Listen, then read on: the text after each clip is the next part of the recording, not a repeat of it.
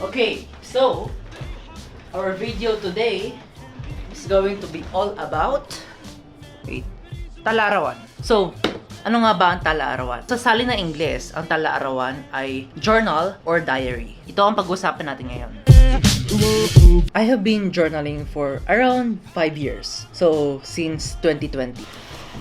Sa 5 years na yon, medyo marami tayong journal na nakolekta. So, yung iba dito is naging drawing journal. Yung iba, planner lang. Pero, bibigyan ko muna kayo ng tour.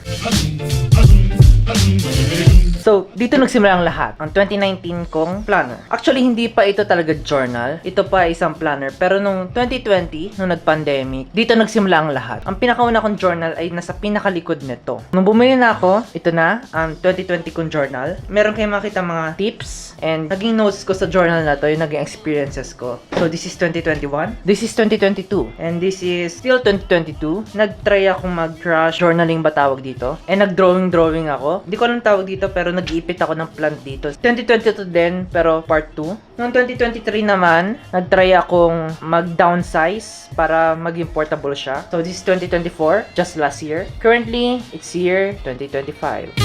Kahit na hindi akong ganun committed, kahit hindi ako araw-araw nag-journal, bibigyan ko kayo ng tips and tricks throughout those 5 years sa pamamagitan ng 5 W's and 1 H question.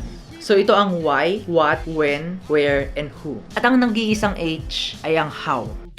Ang pinakaunang tanong na tatanungin mo sa sarili mo ay, bakit ka mag-journal? Kasi para mag-journal, kailangan mo ng purpose. Kasi kung walang purpose, hindi mo fulfill ng journaling ang needs mo. So, bakit nga ba ako nag-journal? Dahil nung pandemic, ako ay naka-experience ng anxiety. Dahil doon, nagsimula akong maghanap ng resources online. And nakahanap ako ng mga self-help na videos. And isa ang journaling sa pinaka-recommended nila. Yun ang purpose ko, to relieve my anxiety. So ngayon, dumako naman tayo sa tanong na how. So paano ka nga ba magsisimula? Siyempre, ang unang-una is kailangan ng notebook. Dito may susulat yung mga gusto mong isulat sa iyong journal. Well, may iba't ibang klase notebook. At least sa store na pinagbibilan ko sa Shopee, which is actually linked below, meron silang iba't ibang klase ng notebook. Merong blank, ruled, dotted, or grid. Pero ang pinaka nagustuhan ko is yung dotted. Kasi parang hybrid siya ng iba't ibang variation ng notebook. Pwede ka mag-drawing, magsulat ng diretso since parang may invisible guide ka. The second thing you need is a pen. Siyempre, ang pen na dapat mong gamitin ay yung pinaka-reliable. So, ang favorite kong pen ay ito. Itong Pilot pen na to.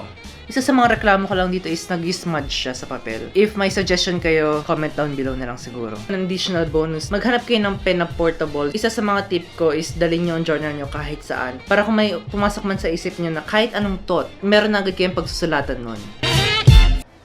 Okay.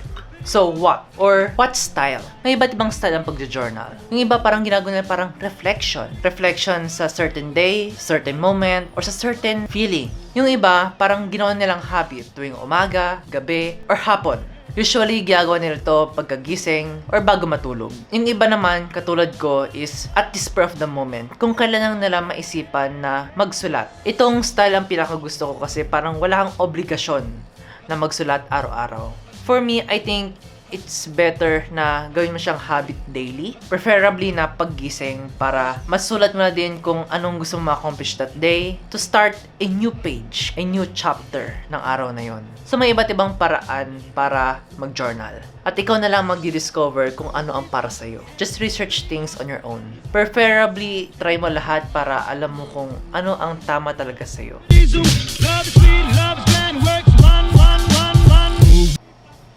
Okay, saan nga ba dapat mag-journal? So, kung balak mo mag-daily journal, ang marirecommend ko is punta ka sa pinakamalapit na table sa kama mo. Para sa akin, yun yung study table ko. Right here.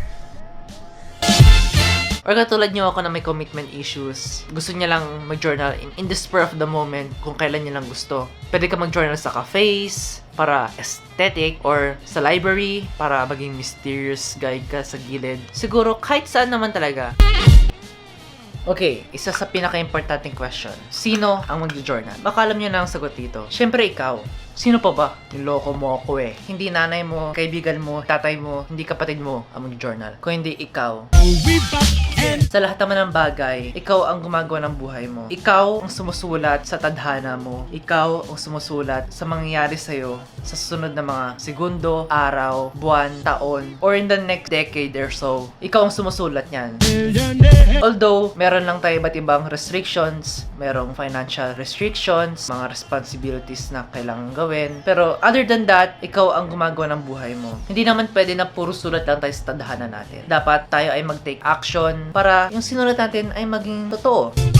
Actually, itong ginagawa ko ngayon ay nakasulat lang sa tala-arawan ko dati. Ang content creation ay isa lang sa mga bagay na nakasulat. Ngayon ay gumagawa ako ng action para maging totoo ito. And here we are. So tandaan mo, huwag ka lang puro sulat, gumawa ka din ng aksyon. Parang tadhana mo ay hindi lang nakasulat sa iyong tala-arawan, kung hindi nakasulat na sa history books ng iyong pangalan.